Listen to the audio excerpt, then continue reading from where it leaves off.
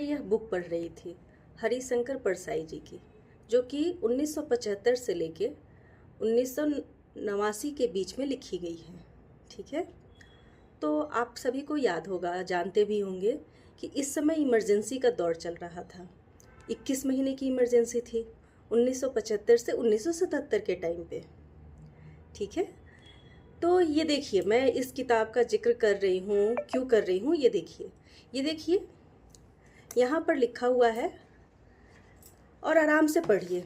ऐसा नहीं है कि लेखक किसी राजनीतिक पार्टी को बिलोंग करते हैं या किसी एक ही राजनीतिक पार्टी पे वो कटाक्ष करते हैं, पर देखिए उन्होंने क्या लिखा है। मैं बुक से पढ़ के आपको बता देती हूँ। यदि जनता पार्टी जीत गई तो देश खंड खंड हो जाएगा, विकास कार्य रुक जाएंगे। जनता पार्टी में शामिल दल घोर दक्षिण प्रतिक्रियावादी हैं। वे सार्वजनिक क्षेत्र को खत्म कर देंगे, वे देश को अमेरिका के पास गिरवी रख देंगे। ये ऐसा दौर था इमरजेंसी का जब देश के हर कोने में कांग्रेस का विरोध हो रहा था, और उस समय सभी चाहते थे कि कोई और की सरकार आए।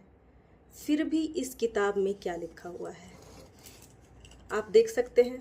और मुझे तो आश्चर्य इस बात पे हो रहा है कि जो भी चीज़ उन्होंने उस समय बोला है कि जनता पार्टी की सरकार आएगी तो देश खंड खंड हो जाएगा, आज आप देख रहे हैं विकास कार्य रुक जाएंगे, और तो और सार्वजनिक क्षेत्र खत्म हो जाएंगे। जो भी हमारे पीएसयूज थे या फिर सब चीज़ का प्राइवेटाइजेशन हो रहा है, बिक रहे हैं, और भी जो भी एलआईसी है, ये सब हमारी सरकारी क्षेत्र के थे। ठीक है, प्राइवेट होते जा रहे हैं और देश अमेरिका के पास गिरवी रख देंगे। तो आप सभी को तो पता ही है कि हमारे यहाँ सीज फायर कौन करवा रहा है, तो हमारी कुछ इंडिपेंडेंस तो रह नहीं गई है। कि कांग्रेस के लिए उन्होंने कटाक्ष नहीं लिखा है।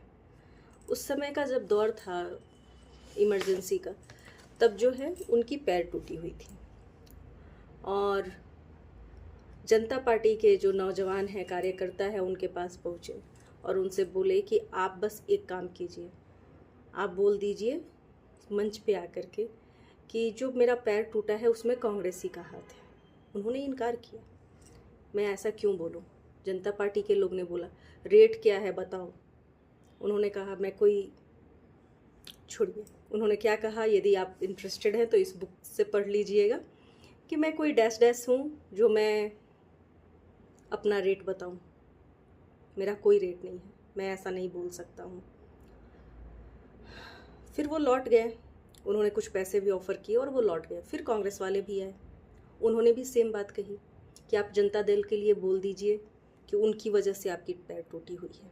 और यहाँ पे एक गौर करने की बात है कि कांग्रेस वाले आए और कांग्रेस वालों को भी हरिशंकर परसाई जी ने इनकार किया सेम बात से कि नहीं, मैं ऐसा नहीं बोलूँगा, मेरे पैर जो है फिसलने से टूटी है, उसमें किसी भी पार्टी का कोई हाथ नहीं है। ये तो ठीक है, पर एक बात यहाँ गौर करने वाली ये है कि उस समय सरकारी पैसे से ही हरिशंकर परसाई जी का इलाज हो रहा था, और उनकी इतनी फिर भी जो है इंडिपेंडेंस थी कि ये सरकारी पैसा है, कांग्रेस का नहीं है। उन्होंने कांग्रेस को भी इनकार किया।